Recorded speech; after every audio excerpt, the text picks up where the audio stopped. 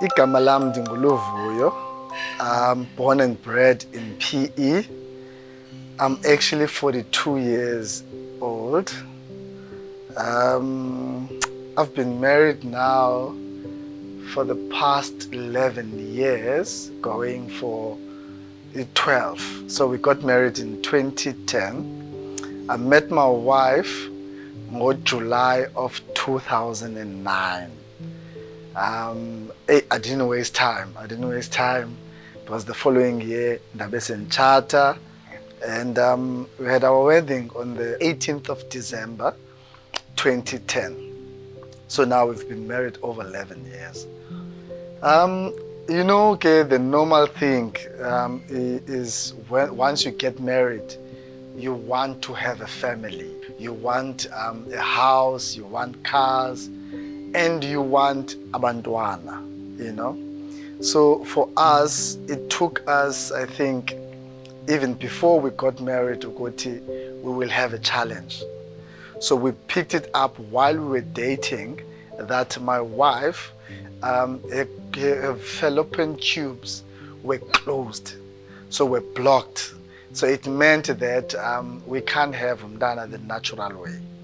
So we're given options. The first option would have been the IVF, and I must say at the time we couldn't afford that, and we were just dating. So when we got married, I think it took us also a couple of years before we could afford to do IVF.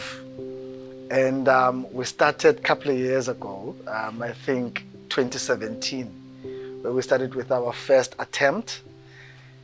And we did that here in PE. The first attempt, we were told this thing would actually cost us 35,000.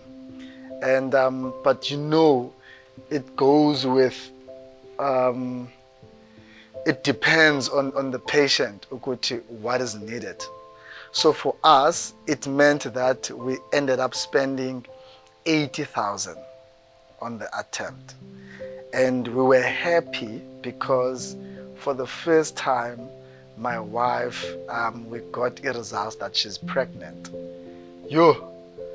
I didn't realize how much I wanted a kid until we saw that she's pregnant. So for 3 months, we were actually excited that we're expecting a baby. That one was the first attempt. It killed us when we got information from the doctor ukuthi umntana stopped growing. So I think it was the 3rd month. So I'm one of those Xhosa guys who would talk ngezinto that is believed that must be kept sacred, you mustn't share. So I started sharing.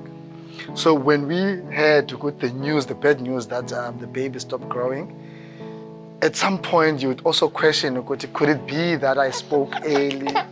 Tony boy.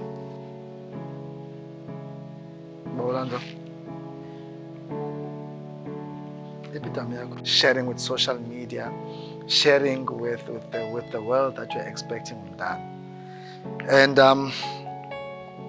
we tried again. So we made 4 attempts, if not 5. I stopped counting on 400,000. At some point we had to travel to Joburg, where we went to a fertility clinic in Joburg. That meant flights, that meant accommodation, that meant the medication. And we spent so much. And all of this meant we have to pay cash. To some point we sold our first property, the property we bought, so we had to sell that so that we have cash to actually do the procedures. Only 4 years later, where I spoke to my wife and we said, you know what, we've done 5 attempts and we are in our 40s. How about we start thinking other options? Options being doing a surrogate or doing an adoption, And then when we looked at the surrogates, we felt that it's going to be too expensive because it involved the law, it involved a third party. That third party could mean that we need to take them and stay with us. It meant that we need to monitor what they eat. And it means that if there are expenses, we need to take care of those. And we felt at the moment we can't afford to do that as well. So we went for the adoption. So we just spoke about it.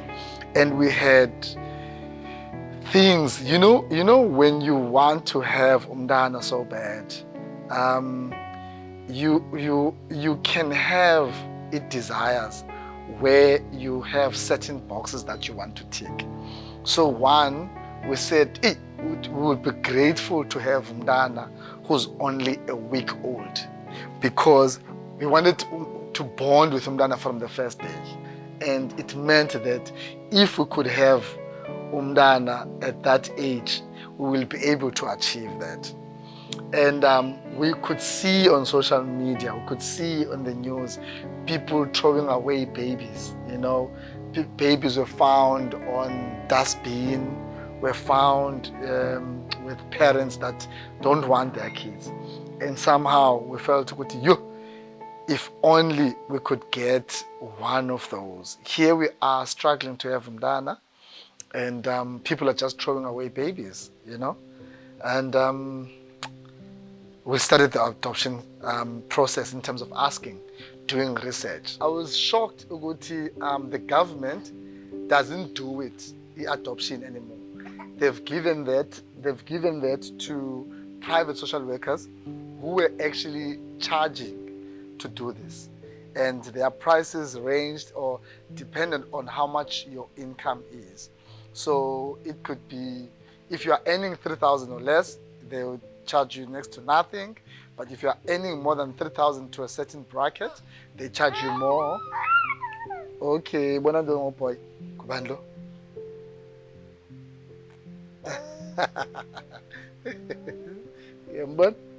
Yes. And while we're busy checking, because I've been open about wanting to adopt and struggling to have umntana, I would always post on social media. And my wife didn't really like that, because she didn't want people to pity her. She didn't want people discussing that we are struggling to have umntana. But somehow I kept on just sharing, showing people we are going through this. And it was the same social media that tagged me in a post of someone who said they are 7 months pregnant and they want to give away umntana, and they've made up their minds. So no one should actually try to convince them on why they should keep the baby. So a lot of people just started tagging me, go to this post. We don't know how genuine it is, but please go and check it out. And when I went there, the post was already, I don't know how many thousands of shares and likes, and I felt maybe this person has already given umntana to someone else. And I tried to inbox her, and she responded. But to cut the long story short, that lady gave us a chance, and we decided to do it the right way, the legal way. We involved the social workers. We involved the social workers, and from the onset, so that we don't do something and the person changes her minds while we are still busy, or we do something illegal, And I'm glad for doing that, because the social workers in PE, they explain to us, as government, they don't do it, but there are organizations who are subsidized by government who can do this. And to our shock, this one organization didn't even charge us, It's another organization here in PE. It's in Afrikaans. It's ACVV, I'll try and pronounce the name, but it's in Afrikaans. So it's in Afrikaanse Christelijke Vrouwvereniging. I think it's around there. Please forgive me. It's an Afrikaans law. This organization changed our lives. This is the organization that ran for everything. For starters, They assisted us for us to get our child straight from the hospital, because with the law, you're supposed to wait 60 days, giving the parent, we normally call getting the parent the host, giving the host a chance to change her mind if she wants to change her mind. That is by law. But with us, they gave us the baby the first day from the hospital, but made us sign certain things that if the host changes their mind, we mustn't fight. We must allow her to get done. But fortunately, she never changed her mind. And I am here now to say we've had our son for the past year. On the 27th of January 2021, 27th of April 2021, because January is my date of birth, So we are sharing a date, but not the month. And listen to this. Mivuyo is sharing a date, which is the 27th, but Mivuyo is sharing a month with my wife, because my wife was born on April. So Mivuyo was born on the 27th of April. Okay. Ubani lona uyathanda ukuzijonga ke lo muntu lona. Uzambona uzawuncuma xa ezibona. Kubandlo. Uyazithanda ke xa ezibona uyancuma. So we find it a connection, a strong connection. I was born the 27th of Jan. Mivuyo was born the 27th of April. And my wife was born the 20th of April. So I share a date with him. Mivuyo and my wife, they share a month. So on the 27th of April, he was born. And just last month, ebegqiba unyaka. And it has been a beautiful year. We got to witness him do everything. Literally, this young man changed our lives. And for the longest time, I thought he would change our lives.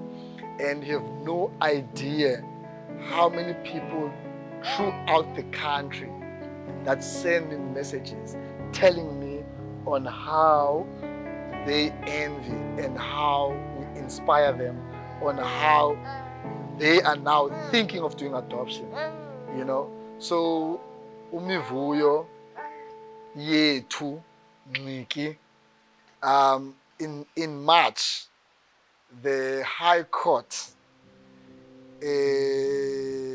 actually, the whole process was finished. He is now legally our baby, our child. And I do not want to hide what is adoption. I even get upset when people say, no, man, you shouldn't know. There's nothing wrong with adoption, because it starts with us trying to hide it as if it's something horrible. It's something to be ashamed. And if we don't talk about it, people will also be afraid to do it. They'll have a myth, especially Nguni people. They are worried about the ancestors. They are worried about uTaka. They are worried about Izituko and so on. This dude is going to be a global leader. We are going to travel the world. He's going to go to London. He's going to go to anywhere, So I want to say with this video that if you are a couple and you are struggling to have umntana, please consider adoption as an option. You will be happy. I am happy.